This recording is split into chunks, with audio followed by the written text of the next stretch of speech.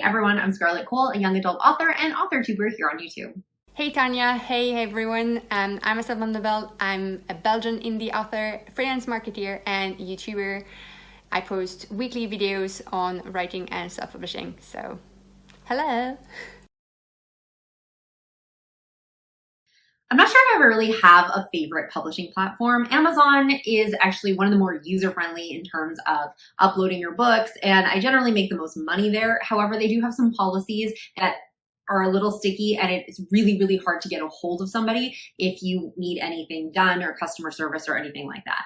One of my favorite platforms in terms of customer service is Kobo, and maybe I like them because they are Canadian based and I am a Canadian author, but they have some really, really cool promotions that anybody can sign up for. Their platform is not bad. Their reporting needs to get better, and they do have a beta dashboard that some people have been trying out so far, and it is a lot better. But you can actually like call and talk to a person if you need to get a hold of someone, and the reps are really, really great. Another platform that I like a lot is Barnes & Noble. It's pretty user friendly and they have some really great promotions, and anytime I've been in them, they've really pushed my book really, really well. So they've been great. And Apple and Google Play have really cool features as well that don't necessarily translate to all the other platforms. Like Google Play has these really cool coupon things that you can do, and Apple is just a whole other audience I find than anywhere else. So I like being on all platforms, and I can't really say that one is my favorite per se,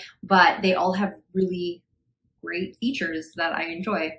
I would say Amazon KDP because Amazon is kind of king among self-published books. When it comes to formatting my books, I actually format my own books. I've always formatted my own books, except for the ones that obviously were with publishers. So I use a program called Vellum. I do run like a Mac and Apple, so I do use the Vellum program, and I really, really enjoy it. There's so many fun things you can do with it, and it just makes it simple and easy to make really beautiful books. I format myself, both ebook and print, and I offer my formatting services to other authors through my website, vdbestelle.com.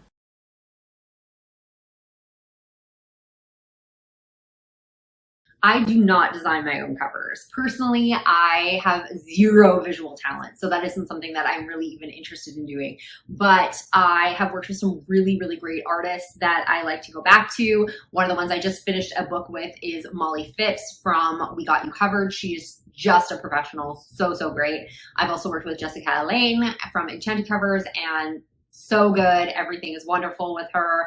And I've also worked with Najla Camber from Najla Camber Designs, and I couldn't ask for better. Absolutely great. All of them do a lot of different genres, and more of them kind of in that fantasy space. Molly does multi-genres, Jessica does more of that fantasy, and Najla's group does pretty much anything that you can imagine. So they've all been super nice to me, and I absolutely love them. If you're looking for something a little bit more on the economical side, I've also worked with Get Covers. They've done a hardcover version of my book Sleepless for me, and they've also done covers for some of my giveaway stories or freebies because they are a little bit cheaper. I do have a series coming out with them that they've done all the covers for coming up, and I've really been impressed with them. So for the price point, if you aren't looking for anything like too over the top and you want something very simple, they can do a really great job. They also have a sister company called Nibble Art, which I've not worked with, but I've heard really good things about them. And if it's the same company, they're really easy to work with, and they actually have a portal where you just kind of go in and put in your order, and they're very good at getting back to you. So those are my definite go-to cover designers, but I am always in the market for somebody new who's fantastic. So I always like to keep my eyes open. I would literally never design my own cover because it's the skill that I simply don't have. However, I found my cover designer on Reedsy, and she's super talented. You can check her out. It's Asia Blue.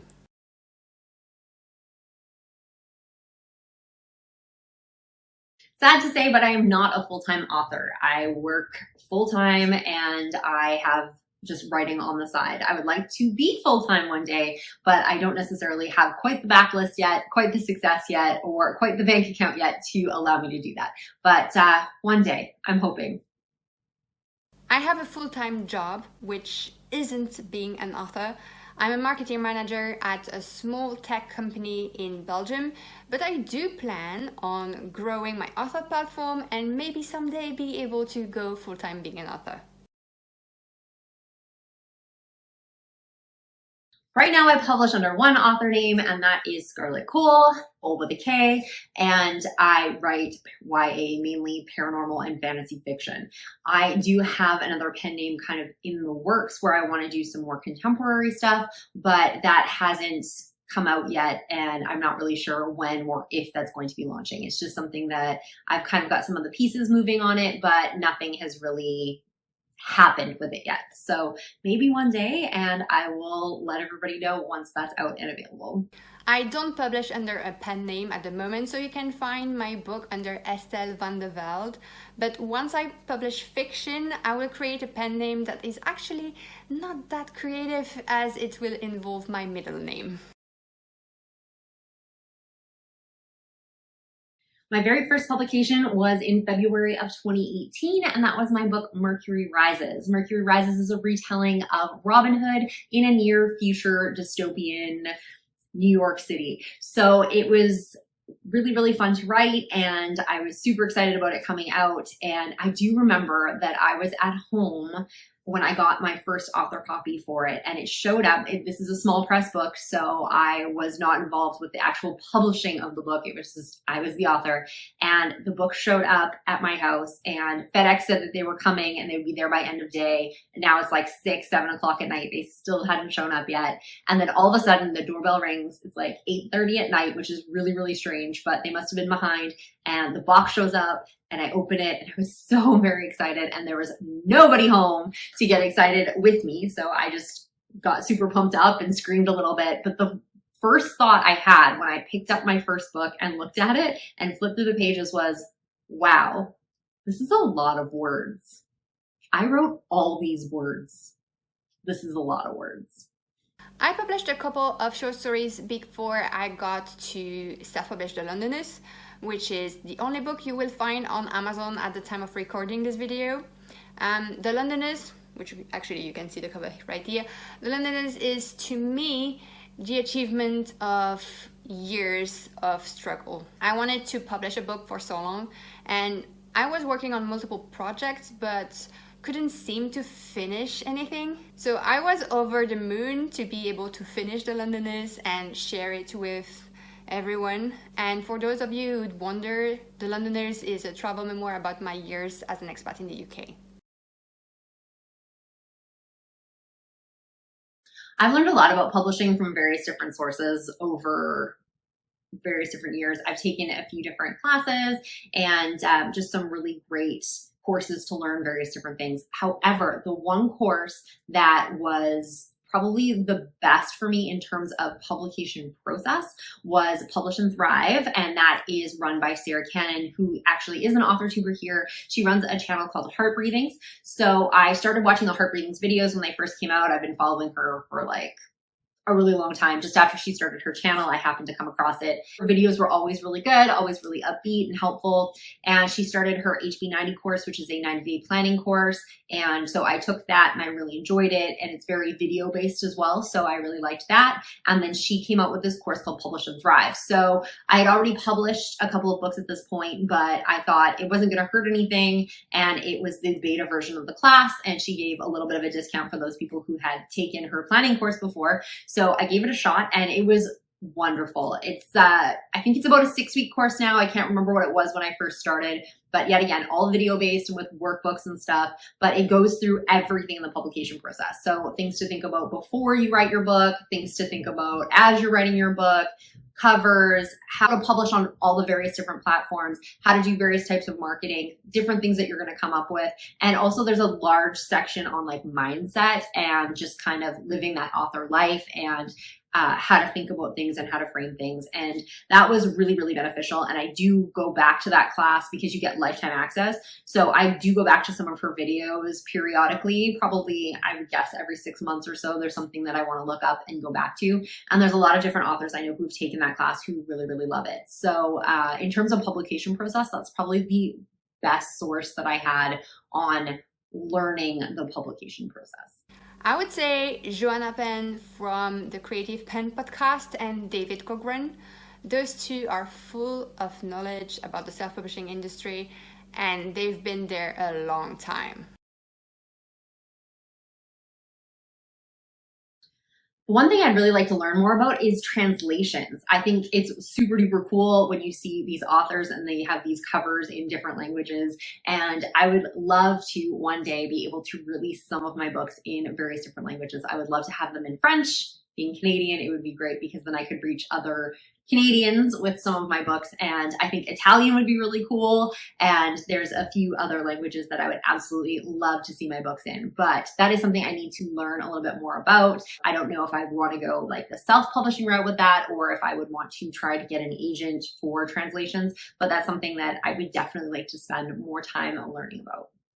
I feel like there's always something to learn in every field.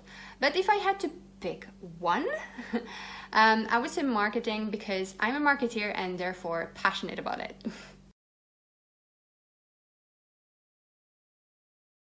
I actually like a lot of independent authors. I will try to pick up a book anytime that I get a chance to, but I really like Leah Stone and Julie Hall. I like the Dreamkeeper series by Amber Duell was really good. I've read some stuff by Anne-Marie Meyer. I like her YA stuff, and Judy Corey. They write more contemporary YA. I've also read Dino Riff by Derek Bourne. He does like dinosaur portal superhero kind of stuff, which is really fun. And he's also another Canadian author, which is really cool.